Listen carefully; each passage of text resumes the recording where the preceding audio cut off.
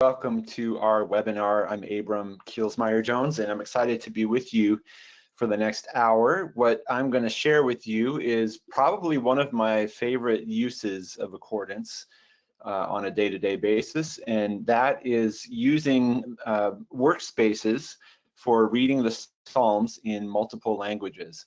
This builds on the webinar that I offered last week on Workspaces.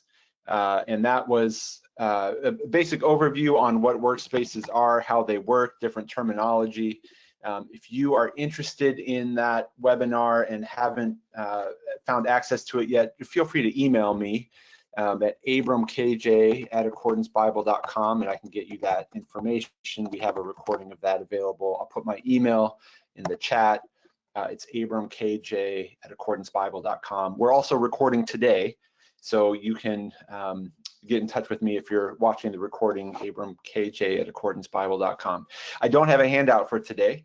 This is the rare webinar. I think the last time I led it 3-ish years ago, something like that, I didn't do a handout either. So it's the very rare webinar where I don't do a handout. And that's in part because I don't know that a handout will help much. This is hopefully interactive with you, but also just step by step walking through the different ways that I build workspaces in accordance for reading the Psalms in multiple languages. So this is highly focused on accordance itself, and of course we'll be looking at the content of some Psalms in some different languages, but we'll start from this blank workspace, so there's no handout for you to attend to. If you're concerned about capturing the information, just know that if you're not already watching this on a recording and you're here live, you will get the recording so you can go back and watch. If you've got questions or comments, please feel free to ask them or share them. You can use the questions box for that. It's a one-way typed chat that comes to me, and I'll either share your question anonymously with the group and answer it that way, or respond to you privately. All right, let's talk about reading the Psalms in multiple languages. And of course, this presumes that you've got multiple languages that you're at least aware of, or maybe you can at least read the alphabet. But let's start simple. Let's just open up a text, a default text to the Psalms. So we'll start simple and build our way up. I've got a blank workspace here, and I could open any text that I see here from recently opened. If I go to File and New Workspace, what I'll get is a new workspace. Remember, we talked last time about how you can save and name your workspaces. So this is just Workspace. This is Workspace 2 because I haven't saved it. I've got a new workspace, and it opened to my default text, which in this case is the NET Bible. So that would be step one, and then, well, I guess step two would just be type in whatever Psalm you're looking at, and you go right there. Or you could even just type in the word Psalm. Now there it doesn't know if you want a word or a verse, so you might need to specify there. So go to Verses, Psalm, either type in Psalm or Psalms, or even type in what reference you want. Maybe we want to go to Psalm 4:1. And we're there in that passage in our default Bible text. So that's really basic, and the steps are very few. It's really just File, New Workspace, and it opens to your default Bible text. Now, because this webinar is called Reading Psalms in Multiple Language, suppose that the first language you're reading the Psalms in is Hebrew. You could either open this. We'll take Psalm 22:1 here. You could either open your Hebrew text as a parallel pane and do Hebrew and English. So for that, I go to Add Parallel, down to Text. It's about halfway down. And now, however my texts are organized or disorganized, as the case may be, however they are in my library, mine are mostly alphabetical. From that list, I want a Hebrew text. So I'll take Biblia Hebraica Stuttgartensia, tagged BHS, click that open, and of course that's very tiny. I can expand, I can enlarge the font this way, and now I've got a parallel pane, again, this is all the terminology we went over here, but in this tab right here, I've got the NET Bible in the pane at left and the Hebrew Bible in the pane at right.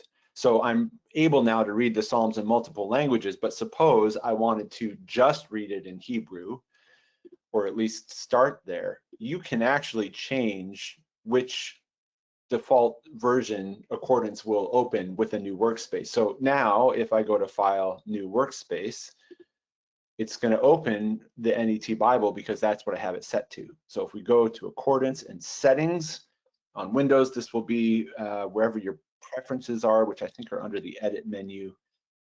Older versions of Mac OS, this might still be called Preferences, but wherever that is, and here's the trusty keyboard shortcut, go to Settings or Preferences and go to Search Tabs, which is a little more than halfway down this list, and you can also search your preferences, by the way. And that's where you change your default text, whatever opens with a new workspace.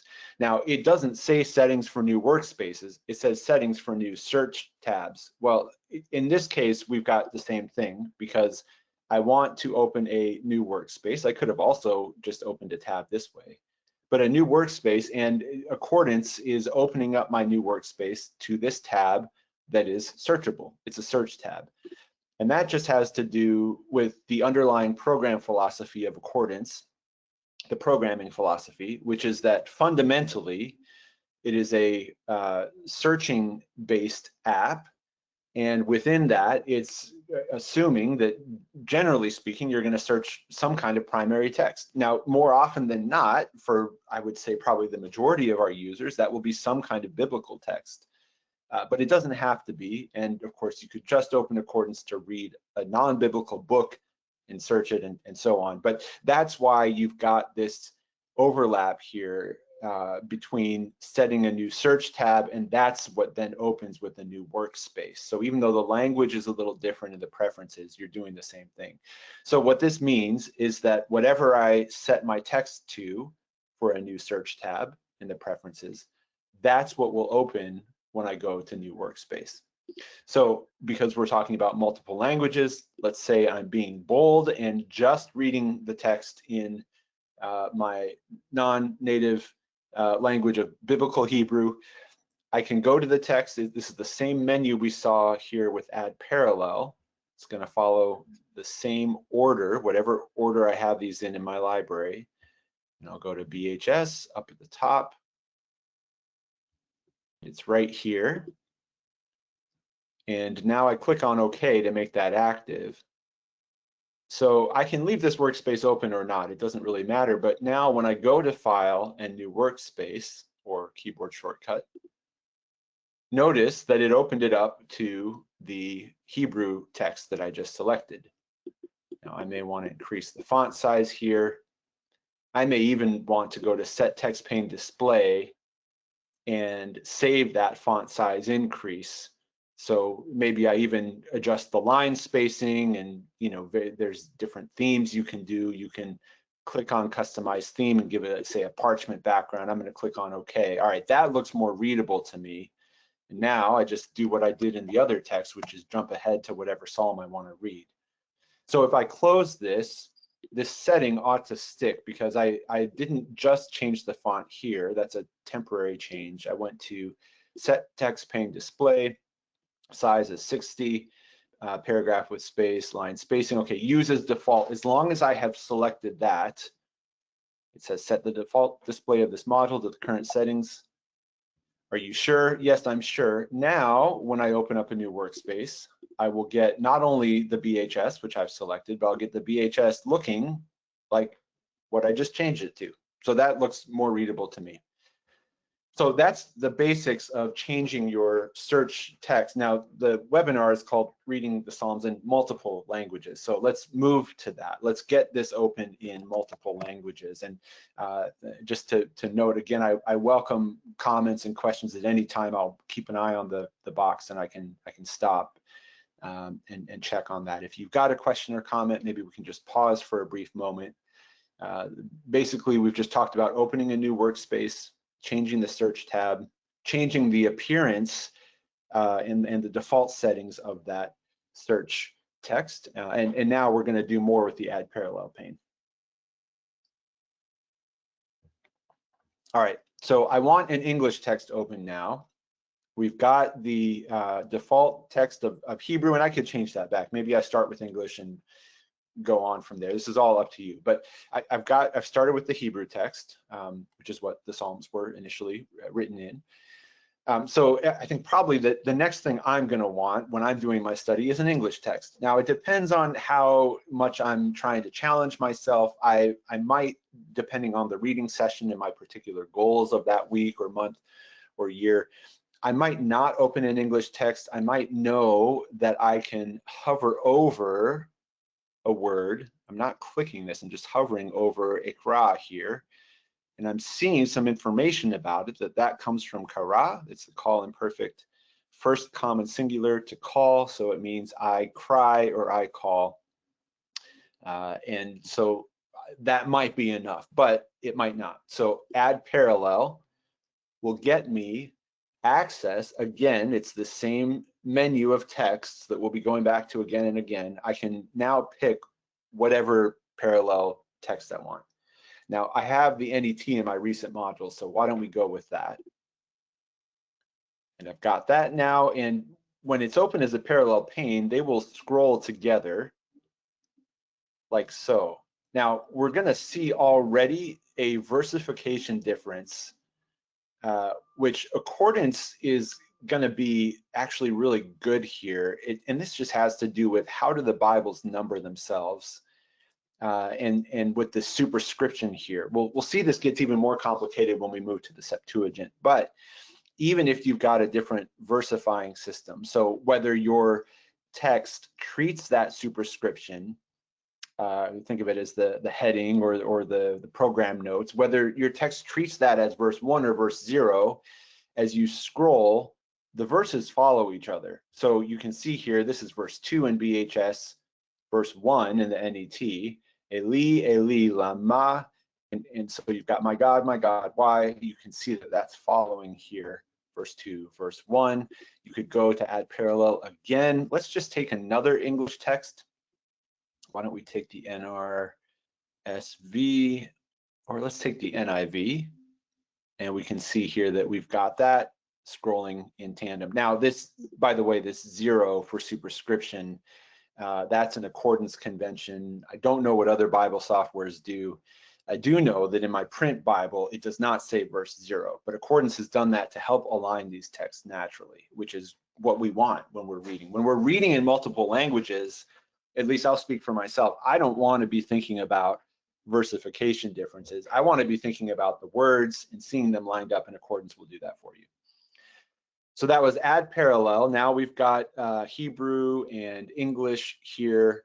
And let's open up just one more language, and then we'll talk about some of the features here that we're already seeing. I'm going to close the NIV. I'll keep the NET. Let's open up a Spanish translation. I'm going to go to texts. And I'll open up the Reina Valera 1909 con Strong. All right. Same thing with the versification here. Accordance treats the superscription as a 0. It all lines up.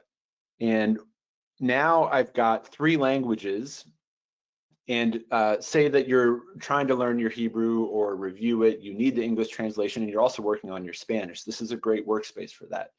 In fact, you might even close the English if that's your native language, or even if it's not, but you feel pretty well set on English. You could even close the English and just have Spanish and Hebrew open. And maybe you think between those 2 languages, I'm going to know 90% of the words, and the ones I don't, I can look up in instant details.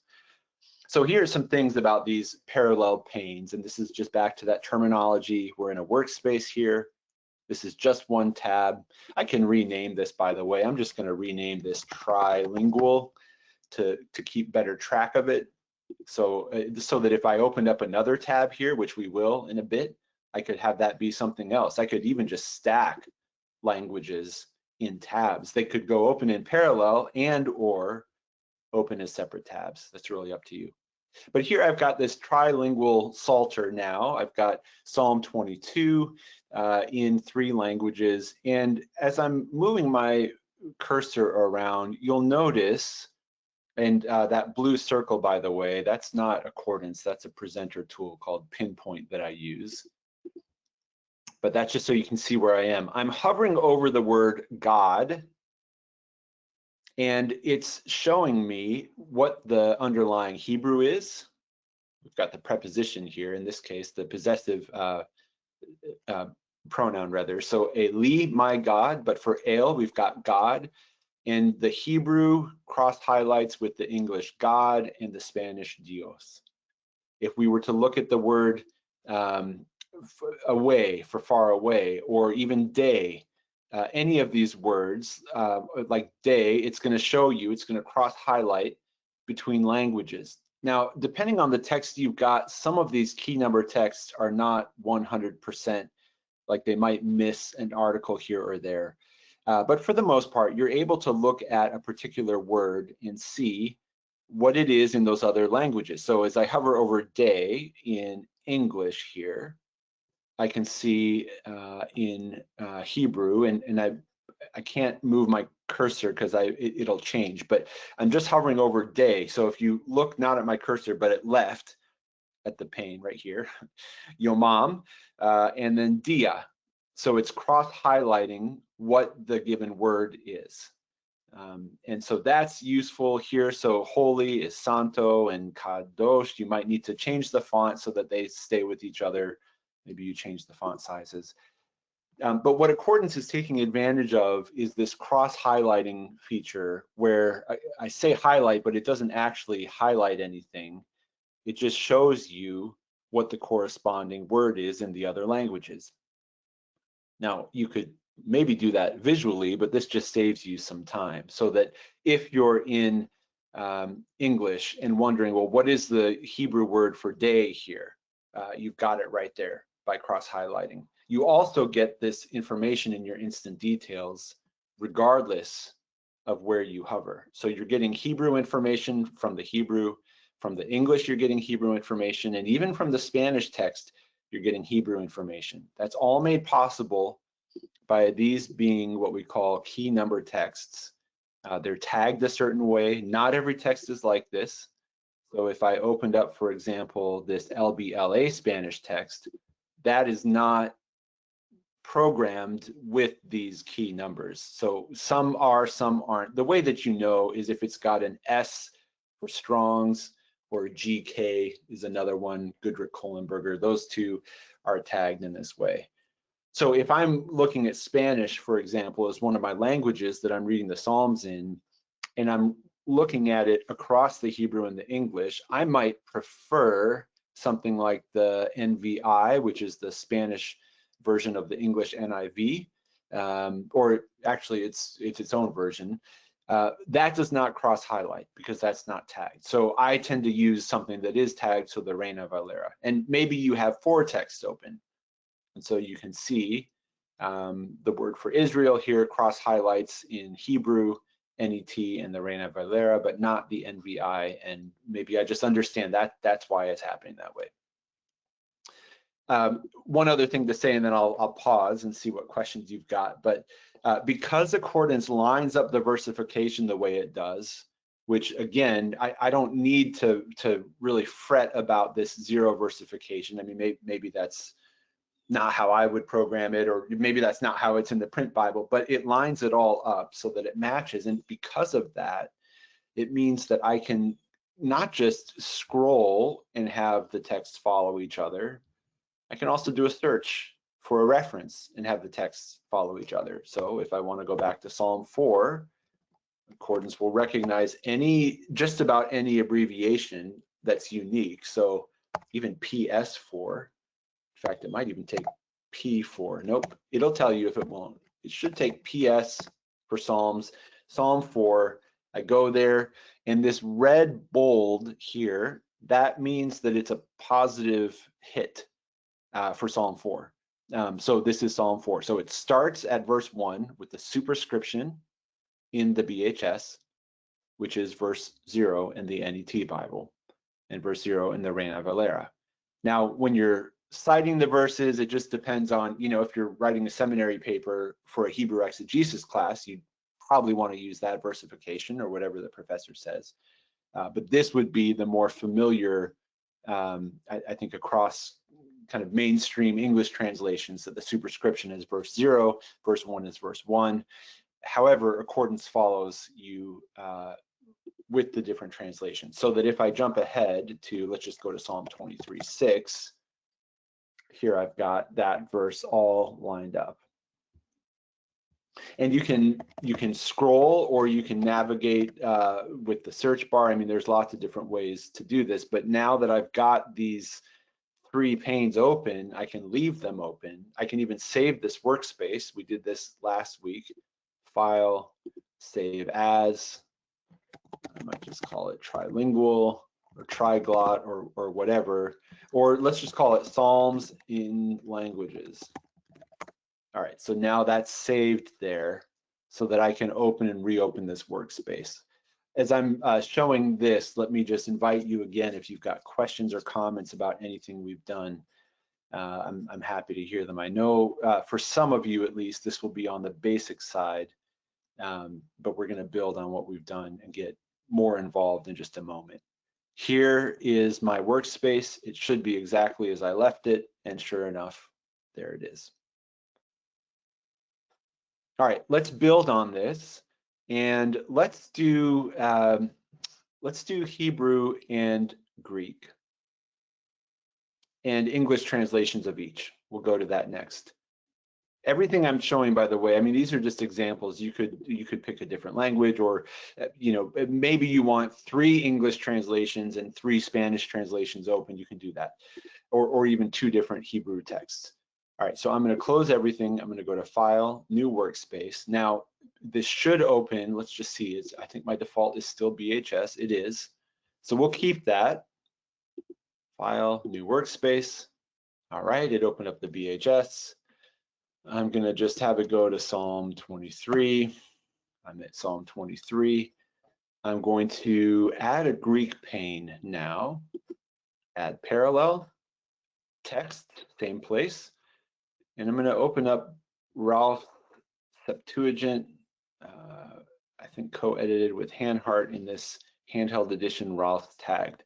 All right, notice another versification difference. Now here, the difference is not in whether the superscription is verse 0 or verse 1. That's actually the same. It's the number of the psalm itself. And this is one of the challenges in reading the Psalms in Hebrew and Greek, because the Hebrew versification doesn't match the Greek, or I should say the other way around, because the Hebrew came first. So the Greek versification doesn't match the Hebrew versification. English translations that we've got, Spanish translations, your large majority of non-Hebrew translations will follow the Hebrew verse system. The Septuagint will not, and any translation of the Septuagint or that favor the Septuagint will follow the Septuagint. So what does this mean? It just means that if I'm reading "The Lord is my shepherd," I've typed in Psalm 23 because that's how I'm thinking about it. It's taking me there in the Hebrew. It's also taking me there in Greek. Kyrios poimaineme, the Lord shepherds me. Interestingly, that's a verb there, not a noun. The Lord shepherds me in the Greek. That's Psalm 22:1.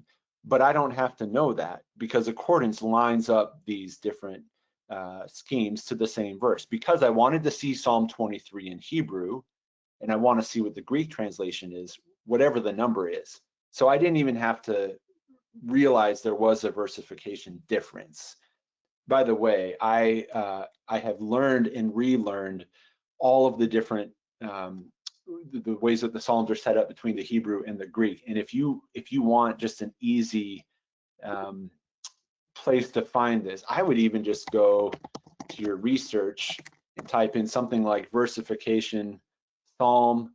I did a research tab, or even in the introduction to any of your Psalms commentaries, you'll be pretty quick to find a chart that will show you the different versification systems. So I won't take the time to do that now, but you might just do this search and get yourself to something like this.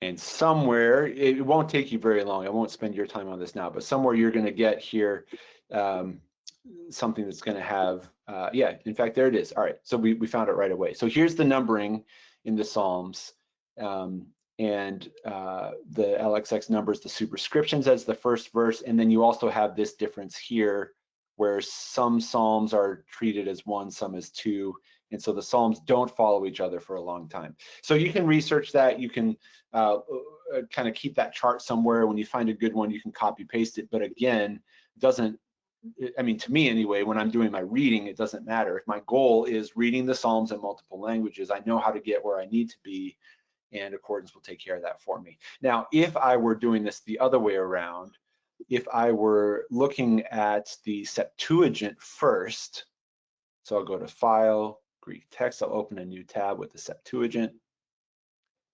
If I typed in Psalm 23 to the Septuagint, I might read something that doesn't look like the Lord is my shepherd.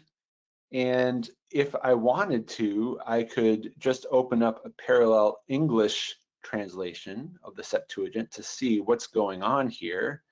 Tu Kyriou hege kaita pleroma autes. Yeah, that's not saying the Lord is my shepherd. That's saying the earth is of the Lord or belongs to the Lord, and the fullness therein.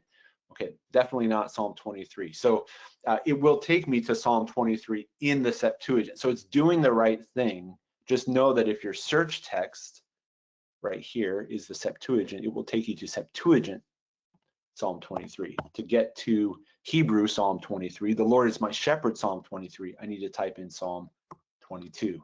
And now I'm there. Kyrios poimaine me. All right, so no problem. Accordance will line it all up, and it will do it in the reverse. So if I'm in Psalm 22 here, and I open up a parallel, but I open up a parallel Hebrew, it will not skip me ahead to Hebrew Psalm 22. It will be Psalm 23 in the Hebrew, even though I searched Psalm 22 in the Septuagint. All that to say, Accordance takes care of that versification issue for you. All right, so I've got a Hebrew text and a Greek text, and it may be, this is actually, I know it's very simple, but this is a workspace I've used a lot over the years as I've sought to maintain and improve both my Hebrew and my Greek. The idea is that with the instant details and Hebrew and Greek, chances are I'm going to know, I don't know, 70% of the words, give or take, depends on how competent I am with the languages at the moment. But this is a great workspace, and the cross highlighting that we talked about earlier shows up between the Hebrew and the Greek because of the way that these texts are tagged. So I can see, for example, Yahweh or Adonai, as it might be read aloud in the Hebrew text, and that's Kyrios.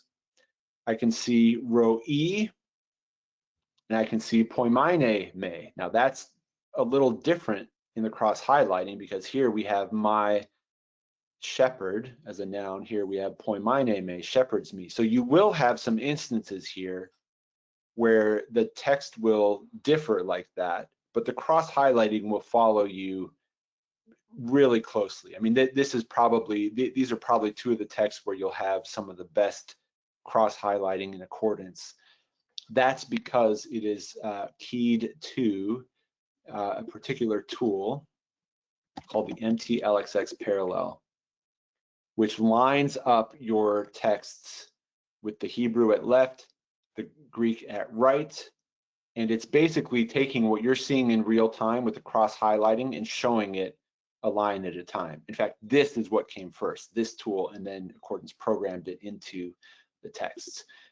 So if I wanted, for example, to have this same thing I'm seeing interactively in this table form, I would go to one of the Psalms. Now I need to stop and think for a minute. Do I type in Psalm 23 or Psalm 22? Well, I'm in Hebrew Psalm 23. This MT-LXX parallel tool follows the versification of the Masoretic text or the Hebrew text, because that's what's at left.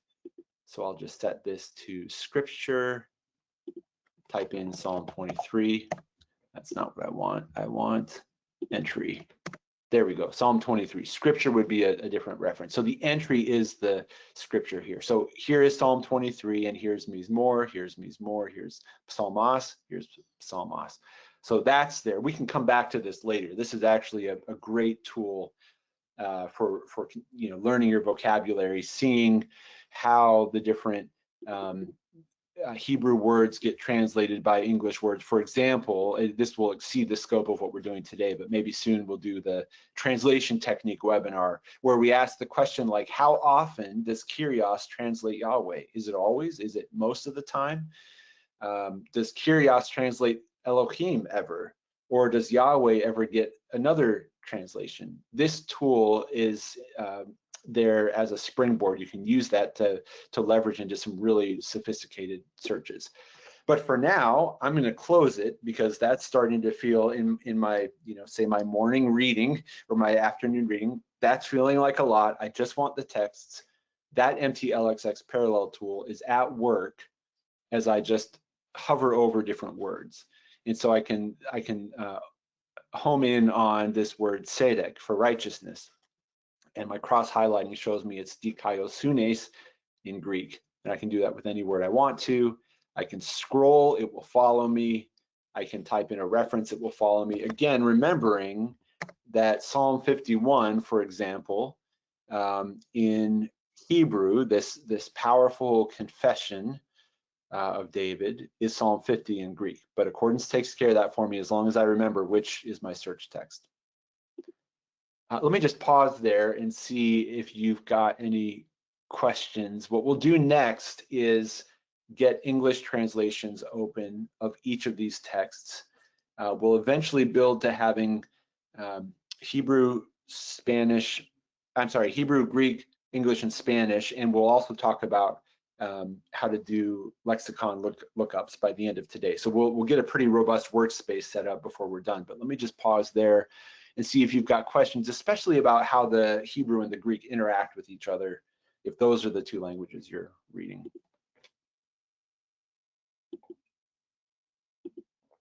All right, we'll continue on. All right, so now I'm going to open up an English translation, keeping in mind that the vast majority of English translations translate the Hebrew of the Hebrew Bible or of the Old Testament. There are some that translate the Septuagint, but if I open, like, just think of, the best-selling translations, NRSV, NIV, ESV, Common English Bible, Berean Bible, any of those are going to prioritize the Hebrew text and translation. So what that means is that when you get to Psalm 23, and you've got a Hebrew saying, the Lord is my shepherd, and that's a noun, whereas the Septuagint says the Lord shepherds me, you're going to get an English translation that is going to say the Lord is my shepherd. In other words, they're not going to necessarily, they'll look at the Greek, but they're not going to give this 50-50 weight. They'll prioritize the Hebrew. So if I go to add parallel, which I can continue to refer back to for more text, I'll go to texts. I'm going to open up the NET Bible, and that's got Strong's. So this keyword tagging we ought to expect to see here. So if I go to Kyrios, for example, in Greek, that's Yahweh or Adonai if read out loud in some settings, and Lord in the NET. So that cross highlighting now is happening across Hebrew, Greek, and English. This is another workspace I use a lot. If I'm allowing myself to have the English text open, again, depending on my goals, but maybe I really want to read for fluidity and maybe I've worked my way through the Psalm and I want to treat it as a whole, this is a workspace I'll use. But you'll see here, the NET, the Lord is my shepherd. It follows the BHS. Even here, though, it has a footnote, but it doesn't comment on the Septuagint difference. So that's a good translation of the Hebrew. Now, it's also going to be a good translation of the Septuagint, but it won't pull up those differences necessarily. What will pull up those differences, what will hopefully translate it as the Lord shepherds me, is a Septuagint specific translation into English. And we have a few of those in Accordance. There's Brenton, which I don't seem to have installed. That's odd. There's also the NETS, which is different from the NET. There's the SAAS, the St. Athanasius, what does that stand for? Let me just get that right for you. St. Athanasius Academy Septuagint. So whether it's that or the NETS, I want to open now a translation of the Septuagint specifically. So here's the NETS Septuagint. Note that NET and NETS are two different translations. NET is the New English translation. That's a translation of the whole Bible, the Net Bible, you might see it called. And NETS, NETS, New English translation of the Septuagint. Two separate things, and in fact, they translate different surface text. So the NET is translating the BHS, the NETS is translating the Septuagint. And we can see that here. The Lord is my shepherd, following the Hebrew. And here in the NETS, the Lord shepherds me. Now, interestingly, the SAAS went with the Lord is my shepherd. And I wonder about that. You can actually go much deeper. We don't have a critical edition of the Psalms open here, but if we did, we could see, are there textual variants here? Was this a translation decision? This is not a bad translation of the Greek. It's just changing the verb into a noun, and you could do that in translation, but the NETS tends to be a little stricter, more at the word for word level, and so you'll see a difference like that. So if you had just opened your NETS by itself and seen the Lord shepherds me, you might think, well, that's not how that verse goes. Well, sure enough, the Septuagint has that as a verb. So now we've got a nifty workspace where we can compare Hebrew and Greek, and we've got translation here. At this point, I'm going to use these gear icons that we looked at last time to move these texts down. This is all about personal preference. You can click on this gear icon and go to move down. You can even click the bar here and drag it down here if it will let you leave it there. That wasn't successful. Let me try again.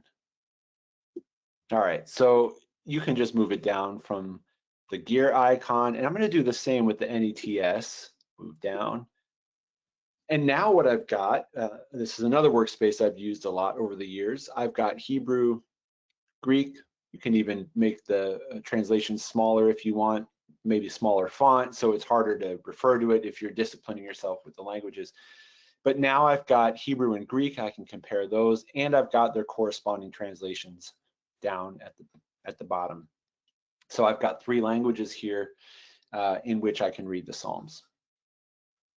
I will add now another translation. Let's go back to Spanish, and I can decide where do I want that. Now, in terms of an English translation of the Spanish, there's not, it doesn't really, I mean, I might think of it that way, like what does the Spanish word mean? But the Spanish is translating the Hebrew, the English is translating the Hebrew.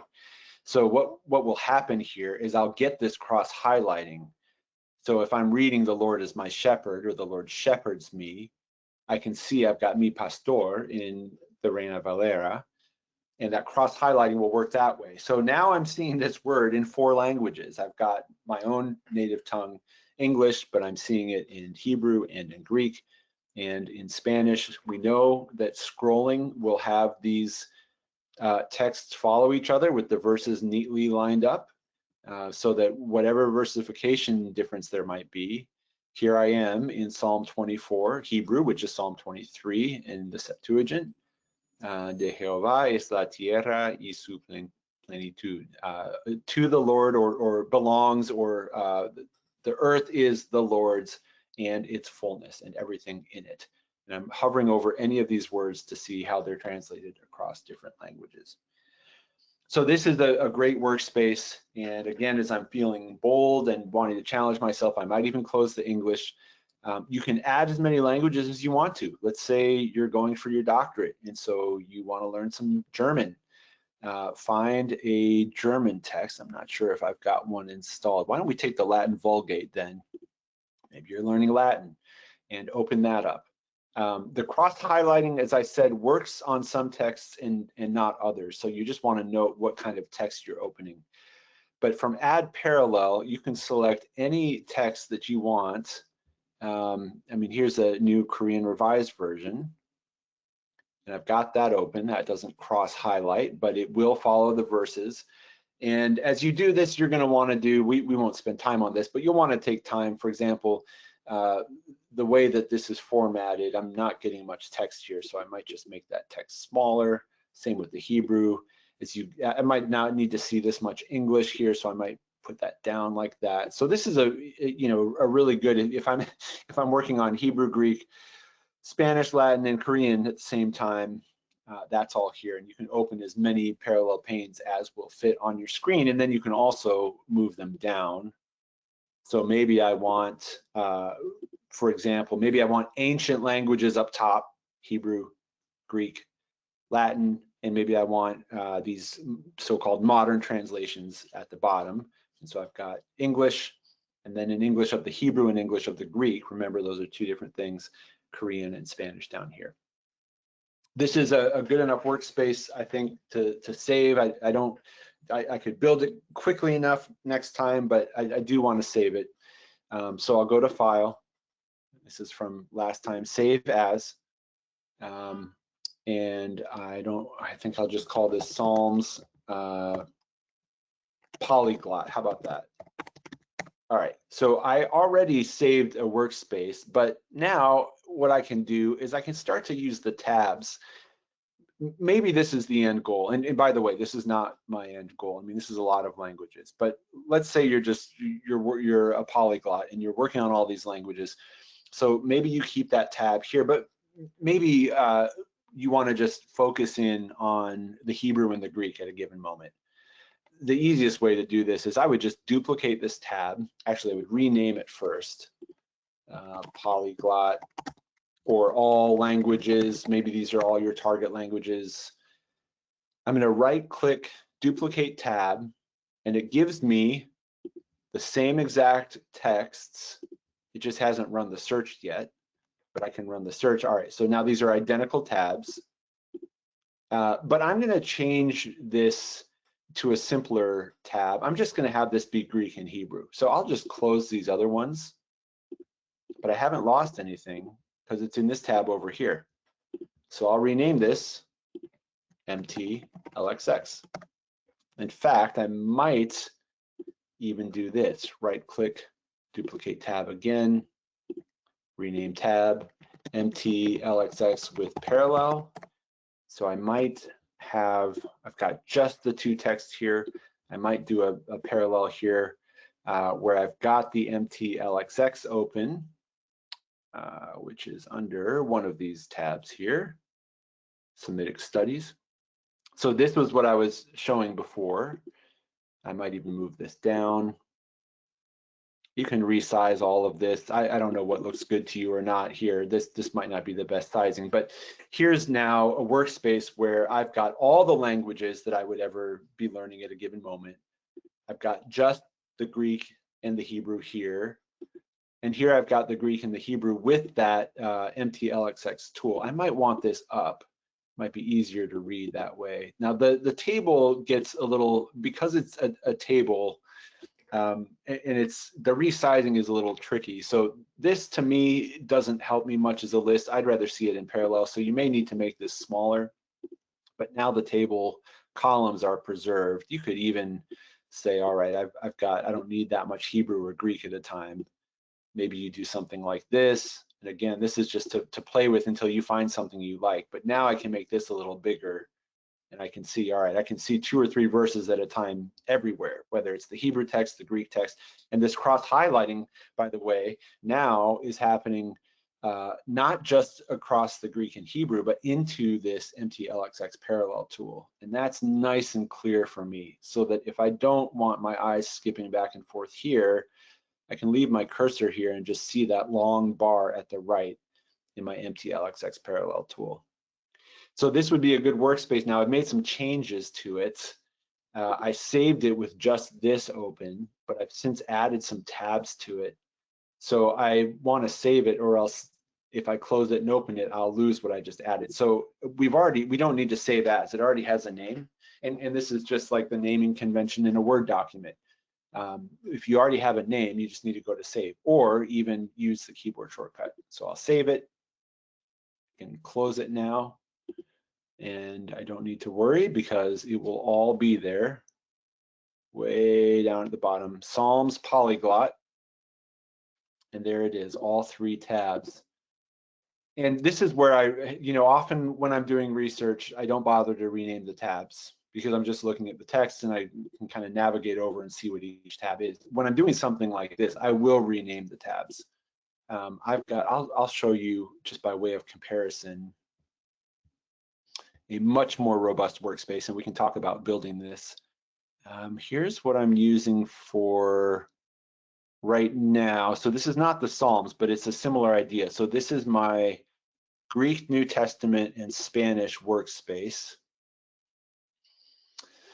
And this is Greek and Spanish and English in this tab, together with the Greek diagrams and a linguistic and exegetical key. This is an older resource in accordance, and then the audio down here. So this is my, and I just named this all, that's my kind of default workspace if I'm reading Greek and Spanish at the same time. And I've used the Reina Valera because of the cross highlighting, and I've got the NET open. Now I might close this or not, but I've got lots of details here. But this is for more granular reading. This is more word study, sentence structure. If I'm reading through the chapter Mark 10, this will be a very profitable way to do it. It will also take me a while. So I have a tab over here where I basically duplicated this, as I just did with the Psalms, and crossed out, X'd out some of the other ones. Actually, here I've got multiple languages, but this is a texts only tab. So you may consider that, because as you read through the Psalms or whatever language, you're going to want not just text open, but you may want a diagram tool open. You may want an audio tool open. And so this is where the different tabs within the same workspace are really useful. For me, the workspace is what is this project that I'm doing? Well, this project is read through the Greek New Testament and the New Testament in Spanish in 2025. So that's what the workspace is called, but I don't always read it the same way. I might go in depth sometimes. I might just read the chapter as an overview. So that's where the tabs come in. Same thing with the Psalms. Here I've got all languages. I've got MTLXX. I've got MTLXX with parallel. I would use this for something more granular.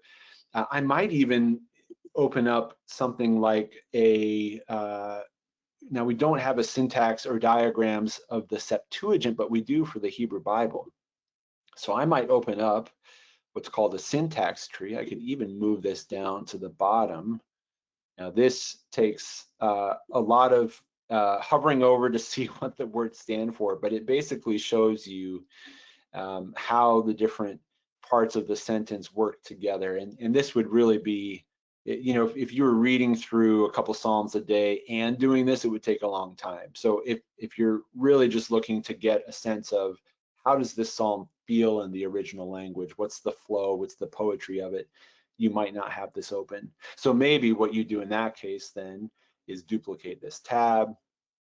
I'm going to rerun the search, and maybe you just call this, with syntax. And maybe you even resize this accordingly. Maybe in this one, you don't need the parallel. Maybe you just have it looking like this, where this gets moved up, and you want this actually larger so you can read it. And so you've got something that looks like this. You might even close the Greek in this case and rename this and say, all right, well, this is just when I'm doing my Hebrew syntax, or BHS syntax, or whatever you want to call it. All right, so now I've got that for this more granular kind of the structural linguistic side of things. I've got the MTLXX with the parallel. I can close that now because I've got it open elsewhere. I've got just the MTLXX. I've got all languages, and you can add your own tab that's got whatever you want there. I've made some changes now, so I want to go to File and Save to make sure that everything's there. What we haven't done is moved outside of a single tab. So, well, we have multiple tabs here, but we haven't moved outside of a single zone. We're all still in one zone. we're really focusing on setting up workspaces for reading, but suppose you want to do more extended word studies. So let's look at this shepherd. The Lord shepherds me. So back to Psalm 23, I can go to row E and triple click on the Hebrew. And what that's going to do is take me to my default Hebrew lexicon, which in this case is Halat, Hebrew Aramaic lexicon of the Old Testament. I could do the same from the Greek. I could triple click from Poimaine and see 1, 2, 3, triple click. That's opening up in my default Greek lexicon, which is BDAG, which does include the Septuagint, not comprehensively, but it does show up there, and it even has a scripture reference. And that scripture reference is not Psalm 23:1, but Psalm 22:1, because it's a Greek lexicon, it's following the Greek versification. So I've got an even fuller workspace now where I've got a default Hebrew lexicon and a default Greek lexicon. I could do the same with other languages, but I'll just leave this as it is for now. And let me just make sure that I've got a certain setting how I want it, and that is the recycle tab, or the recycle button, which is literally like if you recycle and have a toter, that's the recycling icon. Hopefully it's universally recognized. That's the idea there. This means that when you triple click on the next word, it will do it in the same tab. It will recycle the content. That is to say, if I triple click on another Hebrew word, it will do it in this tab where it had looked up Ra'ah for shepherd. And that's also true in BDAG. Now, if I want to turn that off, I can. So let's say I want to keep Poimaino there. Let me just move this over a little bit so I get a little more lexicon. I want to keep Poimaino there because I want to read it. Maybe my move is, all right, I'm just going to take a moment and triple click all of the Greek words I don't know and get them open in a lexicon and then read them later. Kind of like when you're reading an article and you click on all the hyperlinks and you read it later, like in a web browser. So I turn this off. So I want to see, all right, what's psalmos mean? I know it means psalm, but I want to see a definition. So triple click, 1, 2, 3.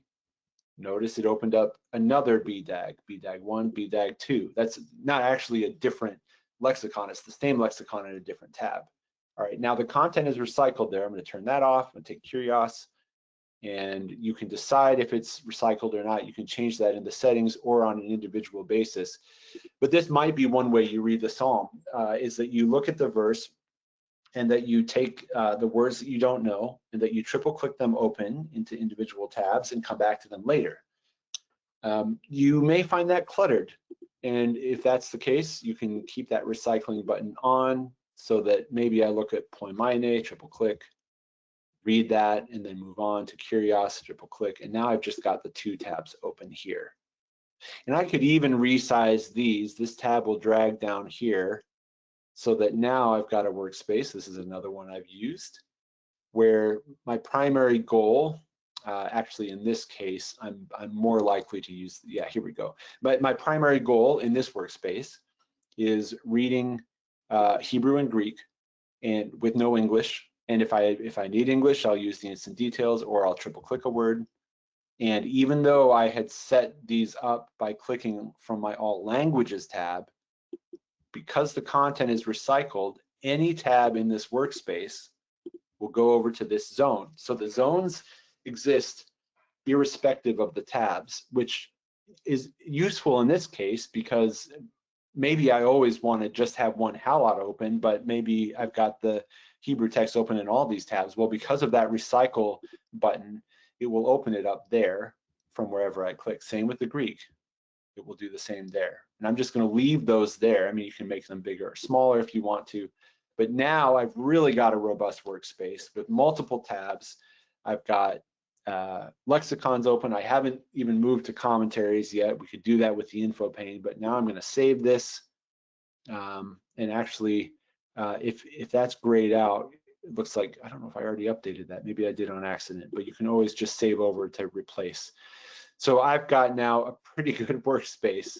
I might even just change that size. All right, save. And now I'm ready to read the Psalms in as many or as few languages as I want to. I'll stop there. I would love if there was something I didn't cover, I would love to make sure that we've covered that today. Again, the goal here has been thinking about how the workspace structure in Accordance, how you can use that to make it easier to read the Psalms in multiple languages. In general, it may not be easy to read the Psalms in multiple languages, but what we don't want is the technology to get in the way. We want it to actually enable that. So I will welcome any questions or comments that you may have.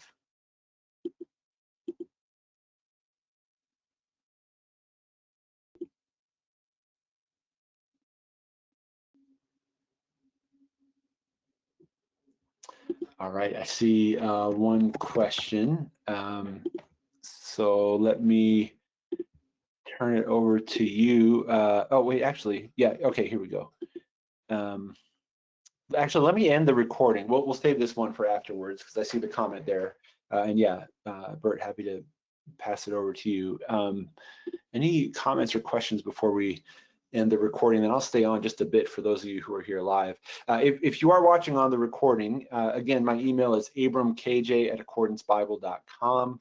You can email me. All of our webinars, if you go to help and webinars, let's see, now I've got to, let me open up new workspace. All right, help webinars. Oh, it wants to open it there. Anyway, this is the URL for our webinars, and you'll see lots of different things here. Mine are in the Western Hemisphere friendly webinars. And if you go here, you'll find lots of different stuff. In fact, here we are right now. So this will post once it processes. And so you can access it and other ones that way. All right, so let me end the recording and that will process, and I'll stay on just a moment for the rest of you who are live.